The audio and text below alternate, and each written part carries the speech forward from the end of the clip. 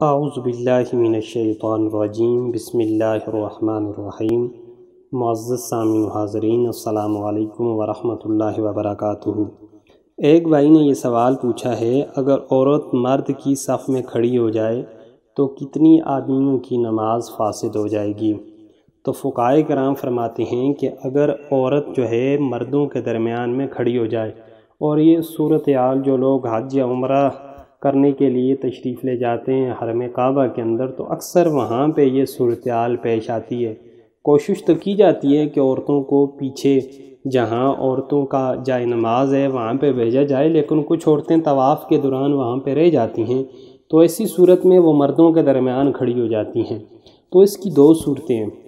پہلی صورت یہ ہے کہ اگر وہ فرض نماز ہے، بالفرض ظہر کے 4 فرض ہیں، صبح کے 2 فرض ہیں، یا عصر کے فرض ہیں، یا مغرب یا عشاء کے فرض ہیں، اگر وہ نماز ایسی ہے کہ مرد اور عورت دونوں ایک ہی نماز ادا کر رہے ہیں، تو اس صورت میں عورت کے دائیں سائیڈ والا، عورت کے بائیں سائیڈ والا اور عورت کے جو بالکل پیچھے شخص کھڑا ہے، فقہا فرماتے ہیں ان 3 اشخاص کی نماز فاسد ہو جائے گی، ان کو اپنی نماز دوبارہ لوٹانی پڑے گی۔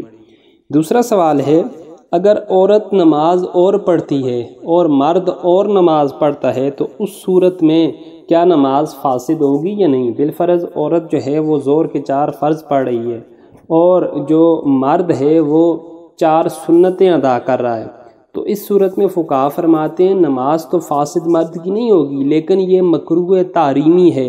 عورت کے ساتھ کھڑے ہو کے نماز پڑھنے سے ہر حال میں اجتناب کرنے کی کوشش کرنی چاہیے۔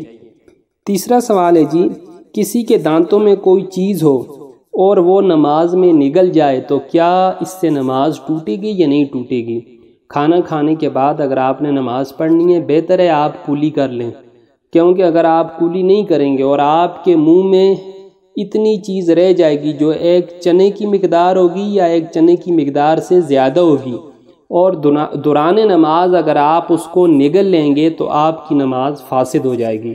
ہاں، ایک چنے سے اگر وہ چیز کم ہے اور اس کو آپ نے نگل لیا ہے تو آپ کی نماز فاسد نہیں ہوگی۔ اگلا سوال ہے جی، کسی کے دانتوں سے نماز کی حالت میں خون نکلا اور اس خون کو وہ نگل گیا، تو ایسی صورت میں نماز کا کیا حکم ہوگا؟ نماز ٹوٹے گی یا نہیں ٹوٹے گی؟ فقہا فرماتے ہیں کہ اگر تھوک پر خون غالب تھا، یعنی سرخی زیادہ تھی، خون زیادہ تھا، اور اس نے وہ نگل لیا تو اس کی نماز فاسد ہو جائے گی۔ لیکن دوسری صورت یہ ہے، اگر خون کم تھا اور سفیدی یعنی تھوک زیادہ تھا اور اس نے دوران نماز اس کو نگل لیا تو ایسے بندے کی نماز فاسد نہیں ہوگی۔ اسی طرح اگلا سوال ہے، ایک بھائی نے پوچھا ہے کہ نماز میں کھجانا کیسا ہے؟ اکثر ہم دیکھتے ہیں کہ حالت نماز میں لوگ جو ہے وہ کھجلی شروع کر دیتے ہیں، شرع اس کو حکم کیا ہے؟ ایک رکن میں 3 بار کھجانا اور ہر بار ہاتھ اٹھانا، ایسی اگر صورت ہو تو نماز فاسد ہو جائے گی۔ بالفرض وہ شخص کھڑا تھا، قیام کی حالت تھی، رکوع کی حالت تھی، یا سجود کی حالت تھی، یا وہ تحیات پڑھ رہا تھا، اور یہ کیونکہ ایک ہی رکن ہے قیام میں اب اس نے اس طرح 3 دفعہ ہاتھ اٹھا کے اپنے آپ کو کھجایا، تو ہر بار ہاتھ اٹھانے کی وجہ سے ایک ہی رکن میں ایسے بندے کی نماز فاسد ہو جائے گی، ختم ہو جائے گی، اسے دوبارہ نماز اپنی پڑھنی پڑے گی۔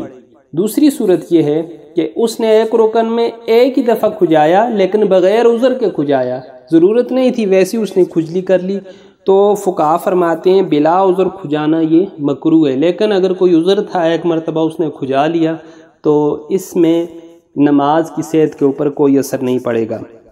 اگلا سوال ہے جی، کیا نمازی کے آگے گزر جانے سے بھی نماز میں کچھ خلل واقع ہوتا ہے؟ جی، اس کا جواب یہ ہے کہ نمازی کے آگے سے نماز میں گزرنے میں نمازی کی نماز میں تو کوئی خلل واقع نہیں ہوگا، لیکن جو گزرنے والا ہے وہ ضرور گناہگار ہوگا۔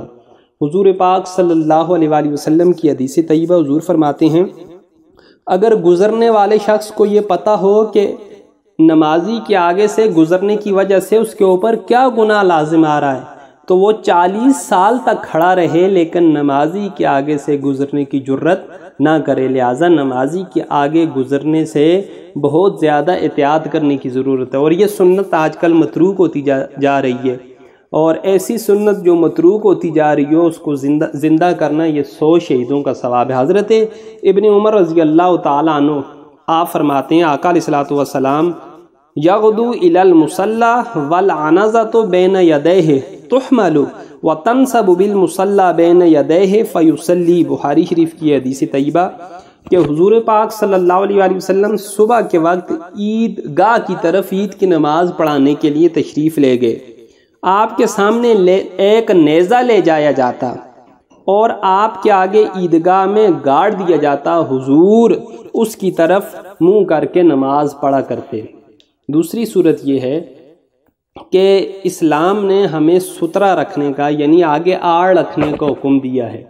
اب یہ آڑ کتنی ہونی چاہیے؟ کم از کم اس کی موٹائی اتنی ہونی چاہیے جتنی ایک انگلی ہے، اور لمبائی کم از کم 1 ہاتھ یعنی 1 سے ہی 1/2 فٹ 1 ہاتھ اس کی لمبائی ہونی چاہیے، اور وہ بائیں ابرو کے سامنے وہ نمازی اپنے گاڑ لے۔ تو اس صورت میں اگر آگے سے کوئی گزر جاتا ہے اس سترے کے آگے سے تو پھر گزرنے والے کے اوپر کوئی گناہ نہیں ہے۔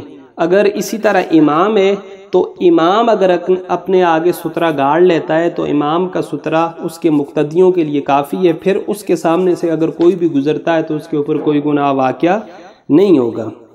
اچھا جی، اگلا سوال ہے جی، نمازی نماز پڑھ رہا تھا، اگر کسی شخص کو کوئی چیز ضرورت تھی، اس نے ہاتھ بڑھا کے آگے سے کوئی چیز لے لی، تو اس صورت میں شرعی حکم کیا ہوگا؟ کیا وہ ہاتھ آگے بڑھا کے چیز لینے والا گناہگار ہوگا یا نہیں ہوگا؟ تو فقہا فرماتے ہیں کہ اس میں کوئی بھی گناہ نہیں۔ تو اللہ رب العزت کی بارگاہ میں دعا یہ نماز کے چھوٹے چھوٹے مسئلے اللہ ہمیں سمجھنے کی، ان پر عمل کرنے کی توفیق عطا فرمائے۔ وما علینا الا البلاغ المبین۔